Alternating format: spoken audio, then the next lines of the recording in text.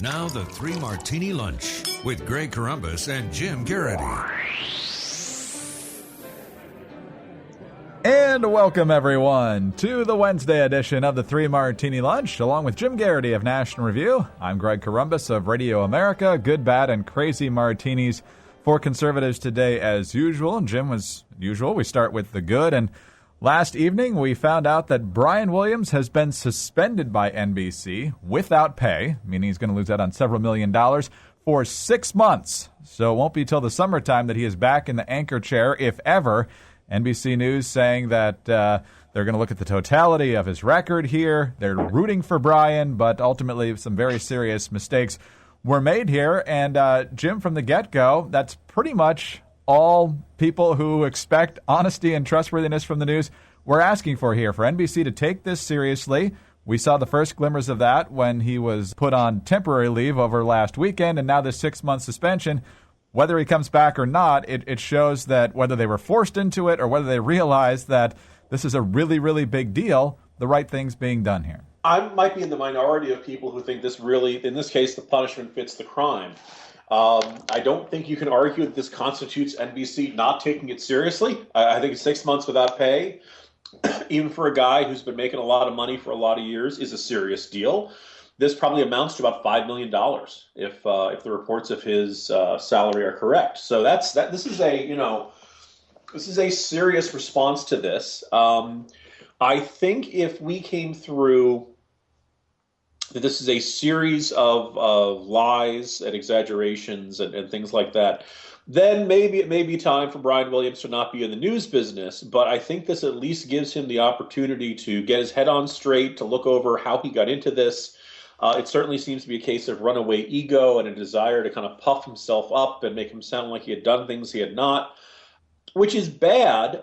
I don't know if it's a firing offense. I don't know if this is the sort of thing you want to cast somebody out of the news business for all eternity. I mean, there are a lot of people working who have made very big mistakes and stuff. So this is a serious consequence. I don't know what the future holds for Brian Williams and NBC News. The expectation is that if Lester Holt's ratings do badly, then Brian Williams will bounce right back. But if Lester Holt does okay, maybe NBC News doesn't want to do that sort of thing.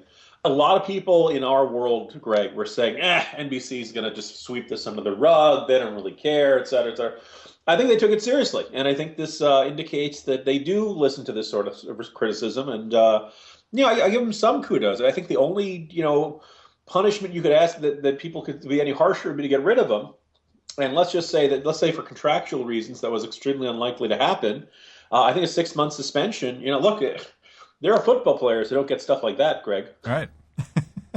And chasing Brian Williams might be a better presenter and a fairer presenter of news than a brand new person who comes out of their farm system, which, as we established yesterday, is not exactly objective. So it could be good on a number of levels. Interesting question before we move on to the bad one. The mainstream media really seemed to jump on this. It took them a day because, as we pointed out, at first the New York Times had it in the B section on page 10 or 14 or something like that. But ultimately, they made this a pretty big story, too. Why do you think they did that? Here's the thing. I think it was Ace of Spades or somebody had written that, look, the initial incident that got Brian Williams in trouble was this tale of him being shot down in the helicopter over Iraq, when in fact it was the helicopter that was traveling an hour ahead of him, and he himself had never gotten shot down. Do you know what's kind of almost a missing element of that story, Greg? What's that? Brian Williams was in Iraq covering the Iraq War, right? I mean, for a lot of us, that involves a certain element of physical courage. You assume a certain amount of risk doing that. There's no reason for him to be ashamed of the fact that he never came under fire. And it's kind of interesting that he felt this seeming inferiority complex to take. I was in Iraq. I covered the war. We never came under fire. I never, encountered any real physical danger when I was doing that, other than just being in Iraq. That wasn't a good enough story for him. He needed his war story. He needed his dramatic moment and stuff like that. And so he sounds like he inflated this story and stretched it and exaggerated it until finally he's looking down the barrel of the rocket launcher and stuff like that. The Katrina story, I think, once it became the idea of, maybe this guy doesn't always tell the straight story, and people started looking back, they began to realize that there was a series of these little, stories that emit an odor. The body lying face down in New Orleans and things like that. The roving gangs with guns going through the Ritz-Carlton and stuff like that. So that's what made this more problematic. And I think, look, I mean, we can be very cynical about the news business. I think it's good that there are people in the news business who don't want people to be cynical about it. And we look at a story like that. If this was swept under the rug, it would be a great triumph for people who say the whole thing's just lies and propaganda. There's no point in listening to this. There's no point in trusting any of these guys. The news business is dead. And I'd like to think the news business is not quite dead. All right, on to the bad martini now, and it's a spin-off of the one we had yesterday when President Obama told Vox that he understands that Americans are upset when people get beheaded and people are randomly targeted in delis in Paris. And, of course, the idea of they were randomly targeted, creating a firestorm of blowback and controversy. Nonetheless, Josh Earnest at the White House, Jen Psaki at the State Department, for some reason not willing to back off and just admit that the president was wrong, that they were very much specifically targeted. But here's Jen Psaki responding to Matt Lee of the Associated Press at the State Department. Does the administration believe that this was an anti-Jewish attack on the Jewish community in Paris? I don't think we're going to speak on behalf of French authorities and what they believe was the situation at play here. Yeah, but if a guy goes into a kosher market and starts shooting it up, he's not looking for Buddhists, is he? Well, again, Matt, I think it's relevant that obviously the individuals in there who were shopping and working at the store. Who does the administration expect shops at a kosher? I mean, might, but an attacker going into a store that is clearly identified as being one of, as identified with one specific faith. I'm not sure I can understand how it is that you can't say that this was a targeted attack. I don't have more for you, Matt. It's an issue for the French government to address. So, Jim, essentially their argument is the store was specifically targeted, but not the people in there because the terrorists did not know their individual names. Yeah, here's the sequence of events. There are two bad interpretations of what we're witnessing from this administration that appears to have lost its mind. The worst scenario is that there is, at very best, willful blindness or kind of an ideological refusal to witness anti-Semitism for what it is. The way Obama characterized it in that Vox interview, you've got a bunch of violent, vicious zealots who behead people or randomly shoot a bunch of folks in a deli in Paris. The word kosher doesn't appear. The word Jewish doesn't appear. The word Jew doesn't. As far as he's concerned, this is Columbine. Right? This is just this is the guy at the clock tower in Texas. This is just somebody shooting people for the sake of shooting people when the perpetrator himself said, I killed them because they are Jews. People had noticed that, and it was what's going on with this president? We talked earlier in the week about how this is either willful blindness or an effort to downplay this. Then out comes Josh Earnest, who makes the mess worse, who basically insists, and first of all, Earnest at one point asserts that non-Jews were killed in the attack. Wasn't true. The president has to be right, so they will invent facts to support his argument even when the president is wrong. And that is, this is not, and then of course Psaki gets in there over at the State Department, and she too is saying this was random and refusing to say that, that the people who were at a kosher market were Jews and were targeted because they were Jews. The better case scenario, and I can't believe we're really measuring the difference of badness, the severity of the problem in microns at this point, Greg, is that this administration is kind of a cult of personality. And when Obama says X, even if the truth is Y, everybody else in the administration has to pretend that the situation is X. The president said something absolutely asinine, and Josh Earnest can't come out and say, no, the president misspoke. It wasn't a random attack. Jen Psaki can't say it's not a random attack. Now, what's really fascinating, Psaki comes out and keeps saying, look, we don't want to speak on behalf of the French government. It would be presumptuous of us to do that. The French government said this was an anti-Semitic attack.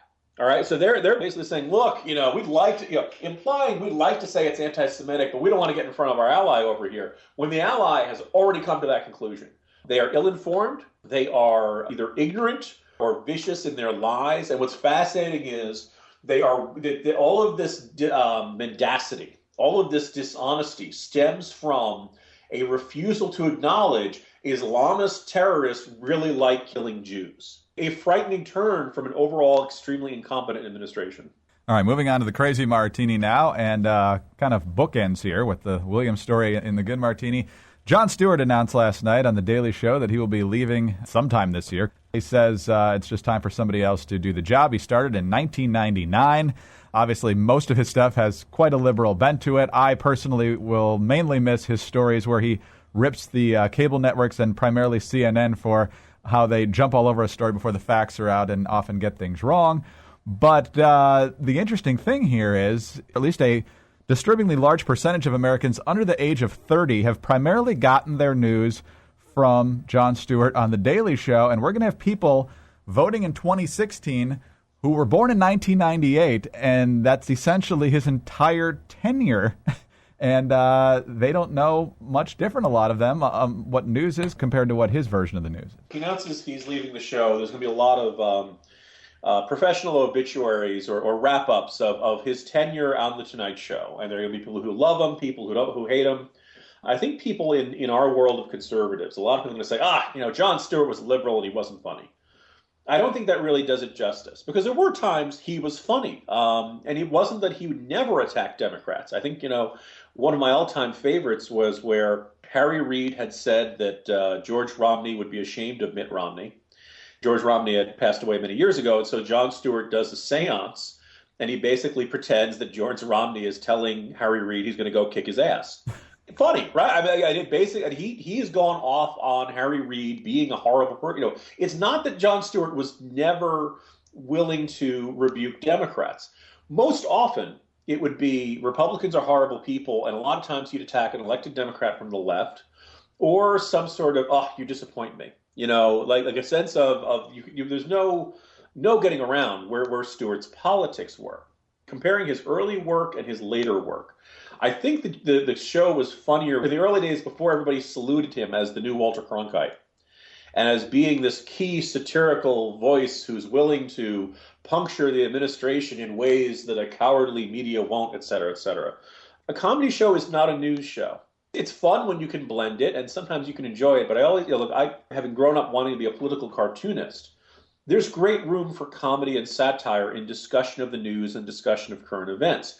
In order to get the editorial cartoon, you have to read the article of knowing what what it's about. When you don't watch any of the real news, you don't eat the vegetables, and you go straight to the dessert of the comedy, I think you end up with kind of a warped view there. And I also think that there were times where the Daily Show could get a little bit lazy. Whether it's just, the administration would say something, and, how many times had we heard Jon Stewart, he'd just look at the camera, sigh, and you'd hear, he'd just tap his pencil on the desk, and he'd look like, I don't even know where to begin, et cetera. When the administration would do something stupid, he would spend a segment on it, and then he would find somebody on Fox News who had said something overwrought or hyperbolic or over the top, and then that would be at least half the thing. Like, the problem would be, it's the journalistic equivalent of, yes, the administration has let veterans die, but are Republicans overreaching? That tone of coverage that we on the right find so infuriating.